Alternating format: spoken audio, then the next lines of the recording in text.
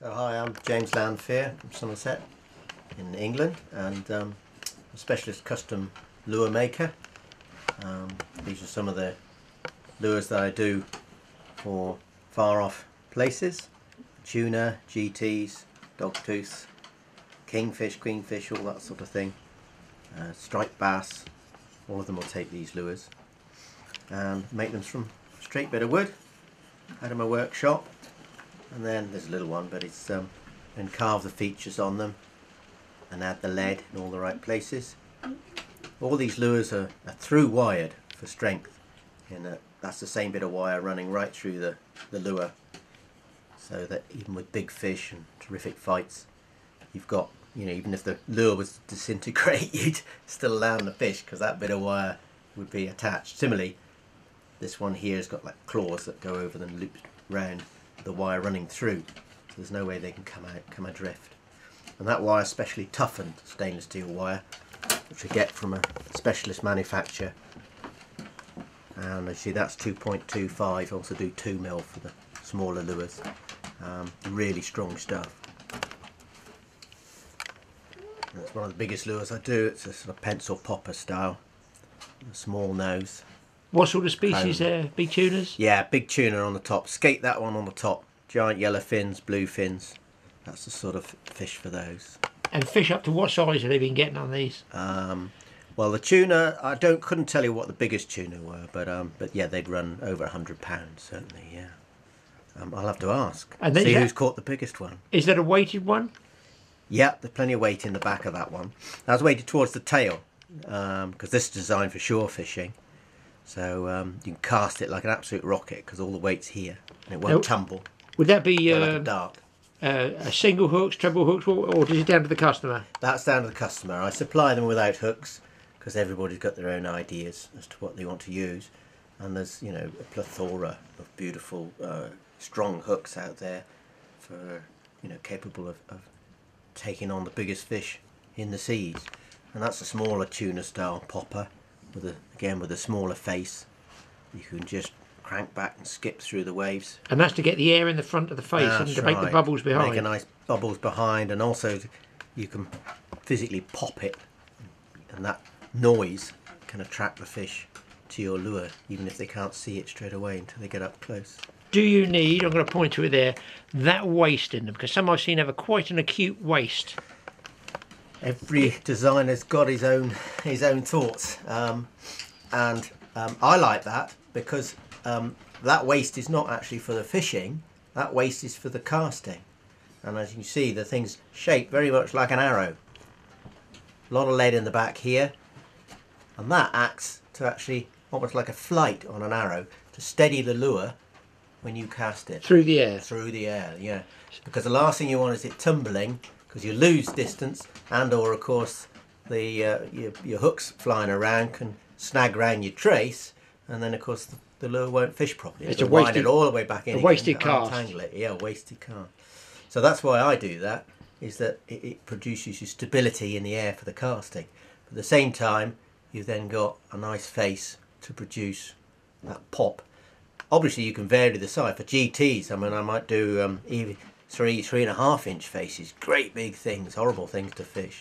You need arms like my legs just to put them back in again, but it makes it look, you know, creates a big fuss, draw the fish up from the bottom.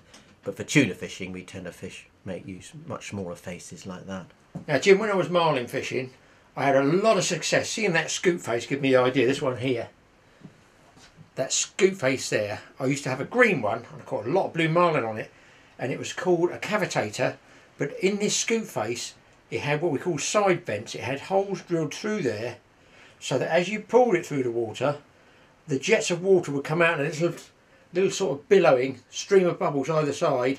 And we believe this was not a solid lure, it had a solid head, if you can imagine, and a loose skirt, and the bubbles used to be broken up in the skirt behind. But it was called, you know, a side vent cavitator, and it was drilled in there. Do you think that would work on one of these fishing from the shore? Yeah, no, I've seen just that actually on other plugs, where they drill right down through, and so that as the plug clears the water, it'll take like a gulp of air, as it were, and then when it goes back in again, that air is then forced out, and you get like a jet stream trailing the lure. And yes, indeed, if you were to crank the lure at speed, I'm sure that would work. And of course, the beauty about custom lures is that if you want that, you can have it. You can have anything you want. You know, I can make it. If it's too extravagant, gold plating or something, Yeah. we might have to charge a bit extra. But but no, you can have them built as you want, and that's the beauty of a custom lure. You can have any shape, any size. A lot of people are specific about the weights they want. No, is that for casting? You know, if they're fishing from the shore, they want distance. And to balance their gear, you know, and also, you know, it's tiring heaving out a 160 gram lure all the time. If an 80 gram or 100 gram lure will do, and also to target the fish, you know, certain times a year they've got school tuna coming through, and that's all they want, or even a slightly smaller lure again. Other times, when the big buggers are about, pardon my French, they want a big lure, you know, the biggest lure, heaviest lure that I can make them. And I make them bigger than this. I've just sent some out to Tanzania, and they were another inch or so longer again. And they were also broader across the shoulder. He wanted them really strong with the 2.3mm strengthened wire through the binnel, because he's targeting fish that are going to be the biggest YFTs, the biggest GTs, some of the biggest dogtooths, the record dogtooth was caught out there, and there's another one that's currently, you know, being put in for a record that was caught out there. If my lure disintegrates, I'm in trouble with an angler. So they've got to be built strong, but also build them how the angler wants, and you can't get that off the shelf. So the finish, again, could be anything you want. I've got, you know, any colour paint that I can have, and any pattern that you like. And so a lot of anglers, I do a lot of more natural coloured lures, where anglers are actually targeting fish that are feeding on a certain bait fish. So I've just had a customer asking me about if they could do a slimy mackerel, which is, I've never heard of it, but it's a beautiful speckledy mackerel type thing. That's for down in Australia. Another person asked me to do a copy of the jack mackerel, and also obviously the standard things like sardines, and I do little bluefin and yellowfin tuna, little baby ones, and you can literally you know, dial it up, whatever your target species is feeding on for a particular season, part of your season.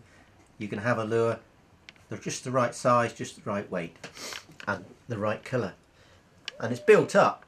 I mean, there's 4 layers of paint and epoxy.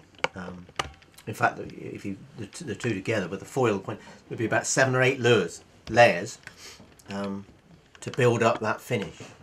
And I don't know if you can see it in the camera, but there's a lot of detail in there. And a sort of green speckle in the head of that one. That's right. And that's a colour change paint that I use.